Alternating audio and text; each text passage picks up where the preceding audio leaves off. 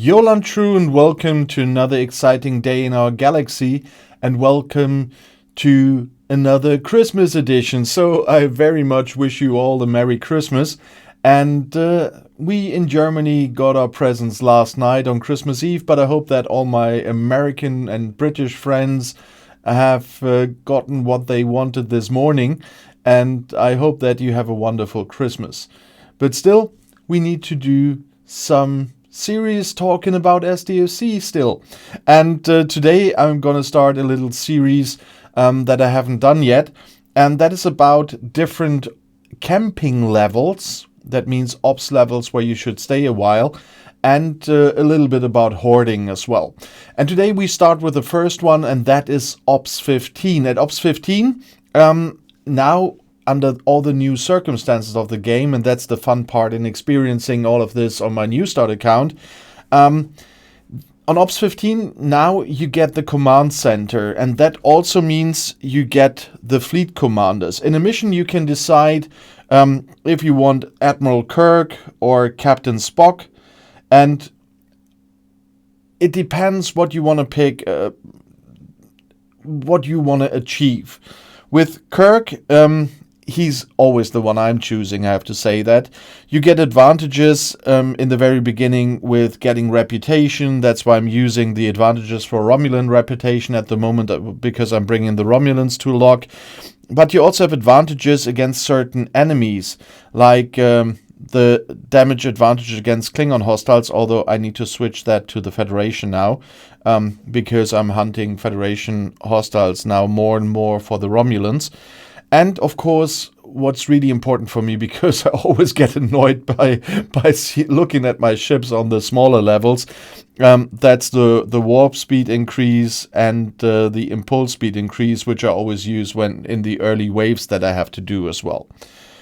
With Spock, you in the early stages you have some advantages than in case of storage capacities for your materials. You have survey ship bonuses.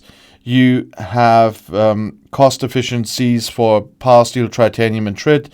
You have officer health bonuses, damage bonuses. But for me, honestly, the advantages of Kirk always went first, but you can pick whichever you want. And when I played the first time, I once chose Spock, but since the first time that I played something with a command center, I mean, not the first time, there were no command centers at the time. But since then, I would always pick Kirk. But that's your choice still. But that's the big point you should use. And in that time, that's one point why you should stay a little bit on Ops 15. Take your time to upgrade the command center a bit before you leave Ops 15, so you get more and more of those bonuses and can use them, because 15 is short after 15 there will be the point where you really get intense with the factions and everything. So if you choose Kirk, it really makes sense to stay there.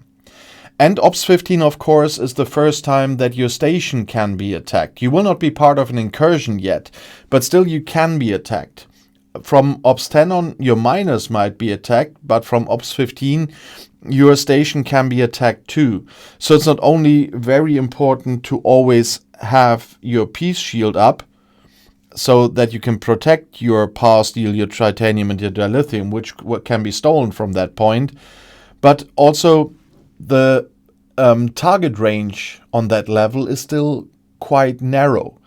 The target range is the ops levels below you that you can attack or be attacked by, and the ops levels above you that you can attack or be attacked by. That's still a very narrow range. The higher you get, the wider this gap gets.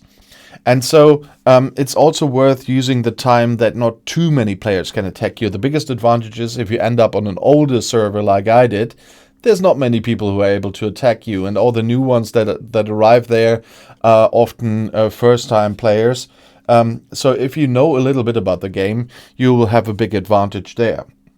But of course, we also need to talk about what you also should collect in case of resources and everything before you upgrade after Ops 15. And there are a lot of numbers out there And I just give you a little hint. I'm not saying that's the amount you must have to do so, but that's something I would suggest that you have. And that in case of Pastille, that would be 5 million that you should have collected. It's very easy nowadays to do that. You see, I've got 200 billion at the moment on Ops 39. So that is easier nowadays than it was in the old days, so to speak. I sound like my grandfather. Yeah. You also need 1 million tritanium because there will be a lot of tritanium requirements after Ops 15 that you want that. And of course, we also have materials. And materials, the Pastille, the tritanium and dilithium are resources, and the materials are gas, ore, and crystal. And you should collect about 2,000 of the uncommon ones, the ore, the gas, and the crystal, before you move on from Ops 15. That's the green stuff, so with the green frame. And of course, there's a topic about recruitment. Recruiting will be an issue in the Ops levels we will talk about in the next week. And because it's much easier nowadays to level your ops, to level your research and everything, but recruitment and the factions don't keep up with that speed. And so, especially on an ops level like 15, you should save recruit tokens, because time and again after Ops 15, I've seen recruit events coming, and I scored really well in those recruit events because I saved recruitment tokens. And that's something I suggest as well. And of course, collect as many peace shields as you can. It's I also feel that it's easier nowadays to get peace shields than the last time I started. But still, you should collect some. You should at least have about 10 times the 8-hour shield. And you should have 5 one-day shields in place before you go any higher than Ops 15. Because the probability of being attacked is rising. And so that's what I suggest you should have before you leave Ops 15. But take your time there. Even if Scopely is pushing and pushing and pushing, it still makes sense to camp on certain levels. And Ops 15 is one of those. And if you want to add something about this, please write in the comments below the video. And at the moment, please, you know I'm a curious guy. Also let me know how you are spending Christmas. I know that I have viewers from all over the planet, and so it's really a nice thing to hear how you everywhere else are spending your Christmas time. So please let me know. I'm really a curious guy in that point. And if you want to see another video right now, the next one is right here in the end screen. I'll see you there. I'll be back.